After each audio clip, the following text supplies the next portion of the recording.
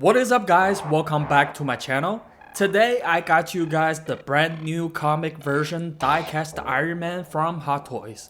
I was gonna say Hot Toys finally gave up on repainting Iron Mans and started making new products.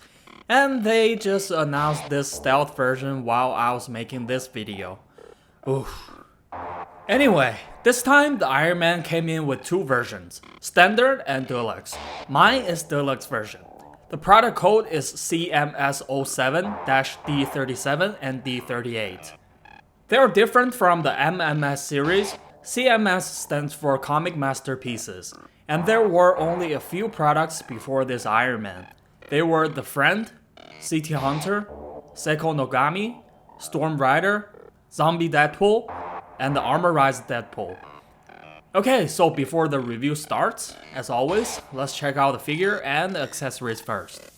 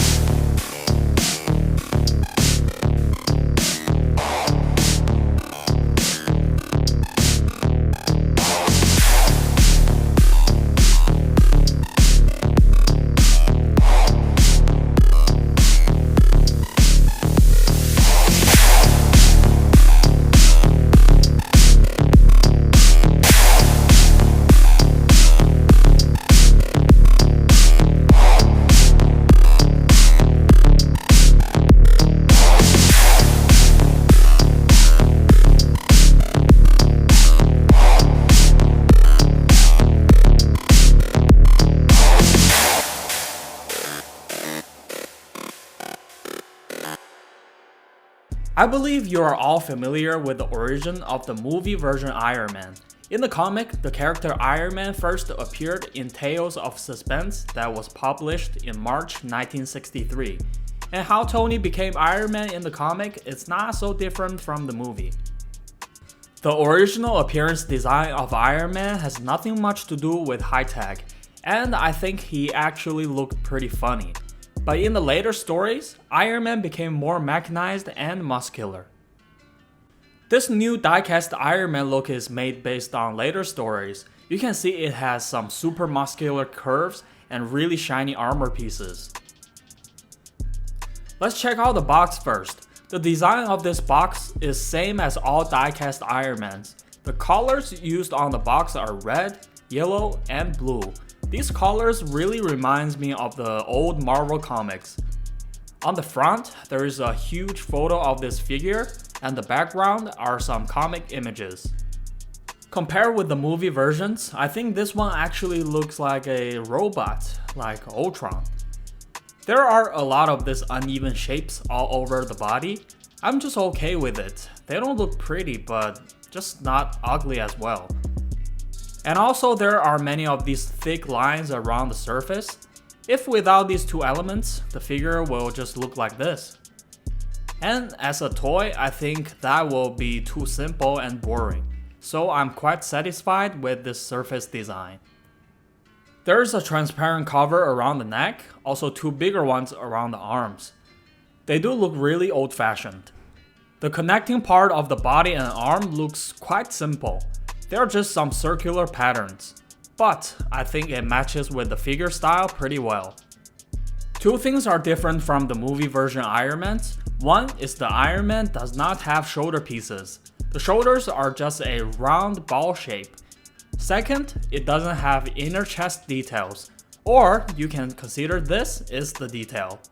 I don't have my Iron Mans on me right now, so I cannot give you guys a straightforward visual comparison, but still I am going to tell you guys some numbers of this Iron Man. It weighs a little bit less than 800 grams. The Mark 85 is 900 grams and the Iron Patriot is 1400 grams. So you can have an idea of how heavy this one is. It's less heavy because it does not have shoulder armors and the body shape is skinnier.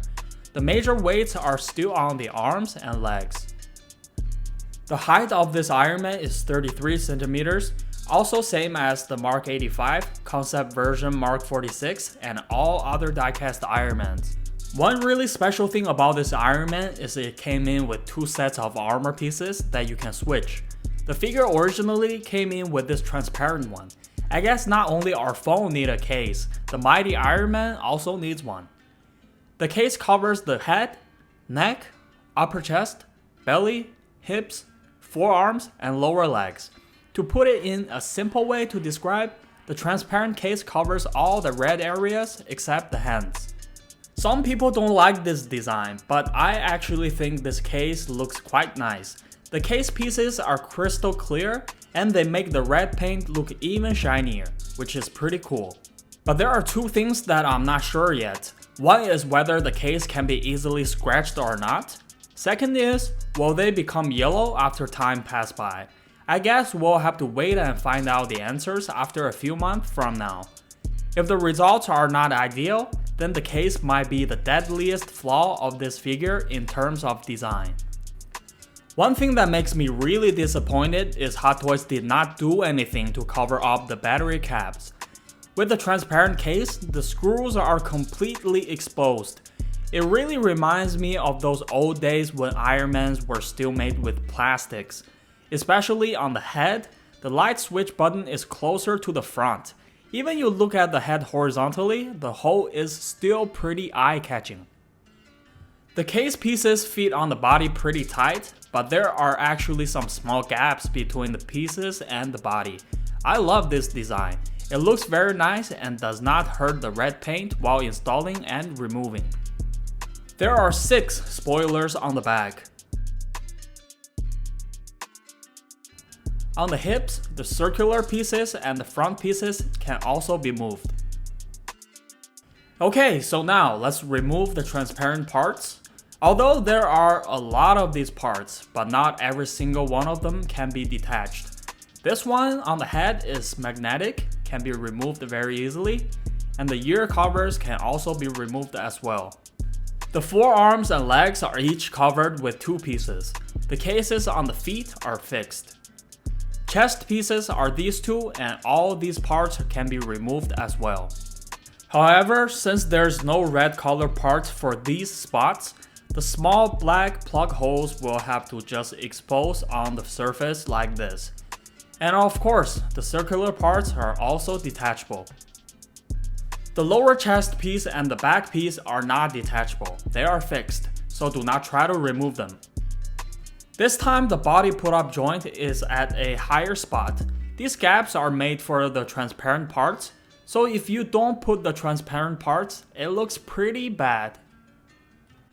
After we remove all the parts we can, this is how the figure looks like. The transparent cases are designed pretty well, they are easy to put together. The hardest ones to remove are the circular pieces on the hips. This connection part is really small and weak, so if you do it too hard or with an angle, it will break. The best way to do it is put it out horizontally. And the gaps around the chest pieces are super narrow. The best way to remove them is do it from here. When you remove them for the first time, they are pretty tight, so do it with a little patience. The shape of cases for the arms and legs are very similar. Could be hard to tell left and right. I had a close look and realized Hot Toys actually did put L and R right here, but the letters are super small. Now let's check out these red armor pieces. The paint color is not so different from the movie version Iron Man's. Let's use Mark 85 as an example. The red and gold on this Iron Man are exactly same as the ones on the Mark 85. These red parts are also made with plastic and exactly same as the transparent ones. But I do realize that this Iron Man does not have any artificial scratches on the surface. I can't tell if Hot Toys intentionally didn't do it or they think it wouldn't look good with the comic appearance. What do you people think? After putting on the red parts, this is how it looks now. One thing that bothers me is these non-removable transparent parts look really awkward with the red armors. I don't understand why Hot Toys couldn't just design all of them as removable. This is really a pain in the butt. The helmet and mask both have two styles. One is flat and the other one is with patterns. And besides this mask, we also get a mask with these pointy things. They both are very classic Iron Man masks, but to me, I love this one better. The eyes look empty, but actually there is a plastic piece at the back. This time, we don't get the details on the inner mask. Another budget saving for our Hot Toys. And we get two pairs of hands, one with firing pose and the other one with movable fingers.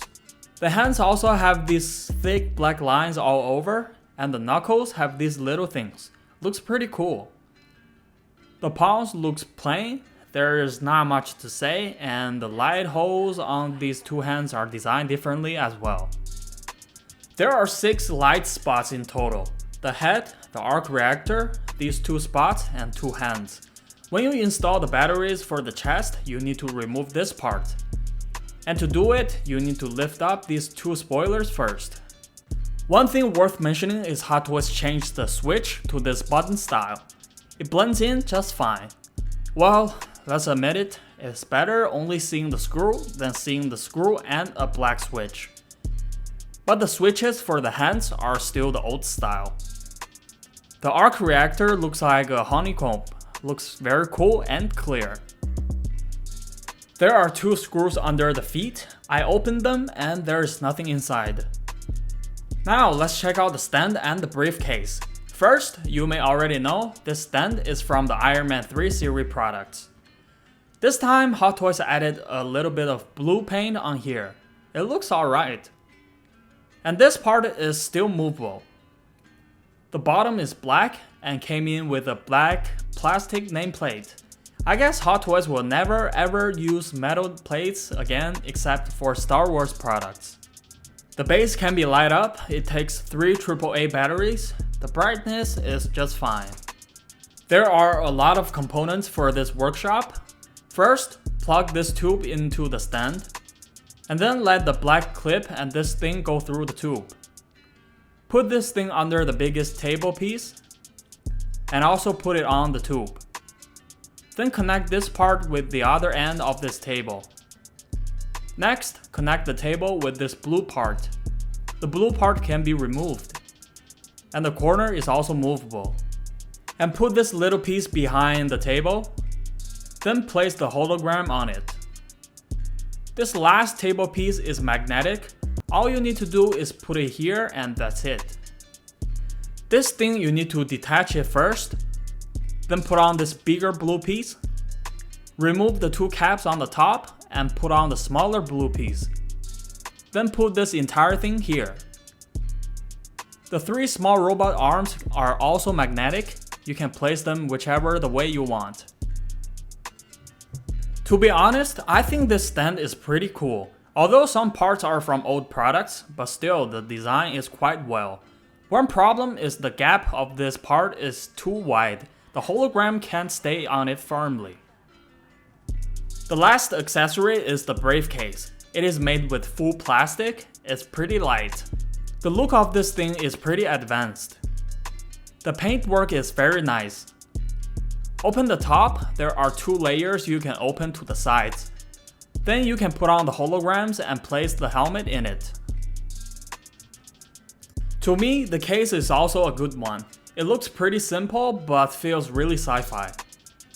The printing of these holograms are also very nice, but do not forget to remove the protection layer. Lastly, the mobility of this Iron Man is same as all diecast Iron Mans. The head can be turned 360, lifting up is good enough. Lowering the head is affected by the neck cover, but not too badly. The arm joints can be pulled out. Arms can be lifted up to 180 and turned 360. Here's a rotation joint under the shoulder. There's no movable pieces on the biceps like the Mark 85, so the forearms can only bend 90 degrees. The wrists are still lack of mobility. Leaning to the front and back are okay, but since the pull-up joint is higher this time, the upper body can turn 360.